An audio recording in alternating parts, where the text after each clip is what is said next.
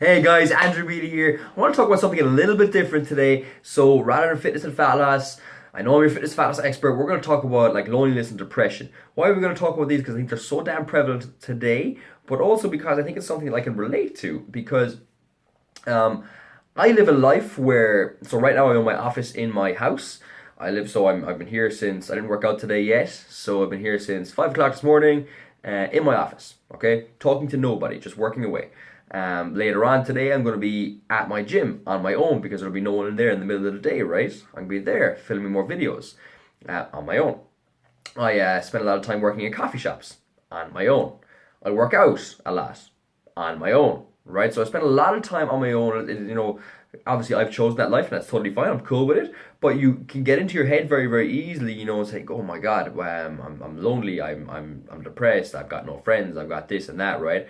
And then it's all going to make sense in a sec. So the reason I want to talk about that is because we let's just take 10 years ago. So if you lived 10 years ago, we didn't have this instantaneous response to everything. So what I mean by that is you could put some content out there, you could put something up on, you had an idea, you had a thought, you say it, you had whatever. And the only way you get a response to it was like if met someone on the street or someone called you up and said it, and they called your house phone by the way. And number three is they might send you a letter or something, right? Whereas nowadays, big difference. You put something online, that's our communication. That's where we communicate from online, right? And you are instantly waiting for the like, the share, the comment, right? What are people going to say? What are people going to think? Right now, I know I've put myself in that kind of spotlight a little more because I put content all the time, and that's totally fine. But regardless, we are all the same. We're all putting up our comments, our statuses, our whatever, our photos, our memes, sharing things, and we're always looking for that response. Is it going to be good? Are people actually going to like this? And if they don't, we're in trouble, or at least we think we are. Right, so and it's instantaneous. It's instantaneous. Another example might be you might go out tonight, or excuse me, you might be at home tonight, and you see on Facebook that my friends are out. Hold on, wait a minute, I'm at home. Hold on, wait a minute, was I asked to go out? Wait a minute now, have I got no friends? Did they not like me? Is there a reason? Right, so we've got this instantaneous, these problems that can go on in our head because the way the world is changing, because we're in a world now where communication is instant. Our lives are literally plastered all over the internet, right? And so to get onto like loneliness and depression and stuff, so I got a couple of books here. I just found more books, but I got these on my office desk, so I said I'd pull them out. So some books that are gonna have helped me kind of figure this out for me. Okay, I'm not saying this is helpful for you, but for me. So we got the Alchemists. I don't know if you can see that. We've got the Laws of Attraction. The key. What is it? The key to living the law of attraction.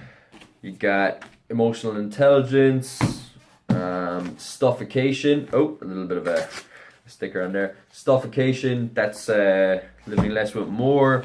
We got a bunch of other books, but the whole premise is this: because we live a life where we're expecting communication instantly, we're expecting instant feedback. We're always, wondering, will people like things? Will people not like things? Right? And just this polar thing, like you're either going to be loved, you're going to be hated, right? And that's kind of very easy to think that way when everything is online. And I think that's something that's helped me a lot is this. So because I live a life where I spend a lot of time by myself, by choice, totally fine. I believe, and I see this a lot when people come into our gym, or come into other shops, or come into places. They'll come in with a long face, an upset face, a depressed face, and I think that instantly, it kind of like shuns people away. It makes it less likely, people less inclined. They don't want to talk to you because it's more difficult, right? It's more difficult to interact. It's more difficult to engage with someone who's got a long face, right? So, for example, you come into our gym. The rule is you walk in and smile, right? Why? Because now we can engage you a lot easier. And if you're not going to smile, we're going to make you smile, right? Obviously. I want you to walk back out the door, come back in with a smile, because you know that this is the place where you can enjoy yourself. That you know this is the place where you can chill out, you can be free, you can just be yourself, right? And I think we can invite that upon ourselves more. So I spend a lot of time on my own, but the times that I'm around people, I make sure that I'm open to engagement. So what does that mean? Like I said, I spend a lot of time in coffee shops as well. Any coffee shop that I kind of go to a lot, I know every one of the staff. they know who I am. Why? Because I engage with them. I smile at them. I talk to them.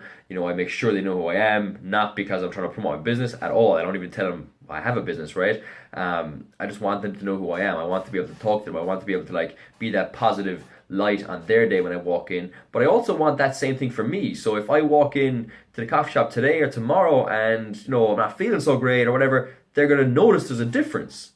So I got a long face on me today. Okay, there's a problem. There's something up. Now they can engage me and ask me, hey, is there something I can do? Is there something I can help you with?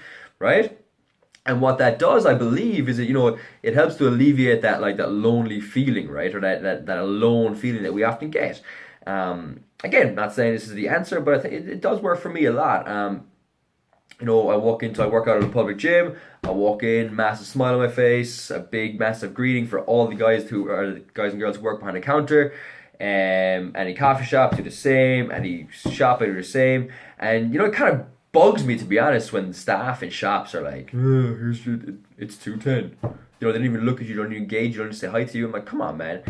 We all live in difficult lives. We all live in a difficult world. How about we engage each other and make each other feel less lonely, make each other feel less alone, make each other feel more welcomed.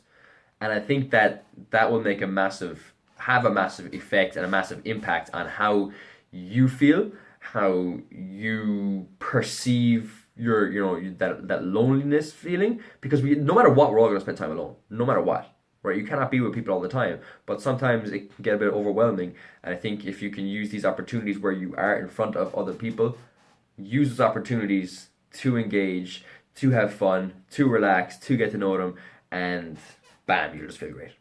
Again, I don't know if that's the answer for you. I think it works for me a lot, and I just wanted to put that out there, that it's very easy to feel alone and depressed in a world where it's all social media, it's all instant gratification, instant contact, all these things.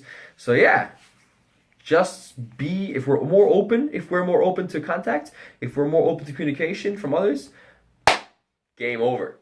You're going to feel great, you're going to look great, you're going to be happy.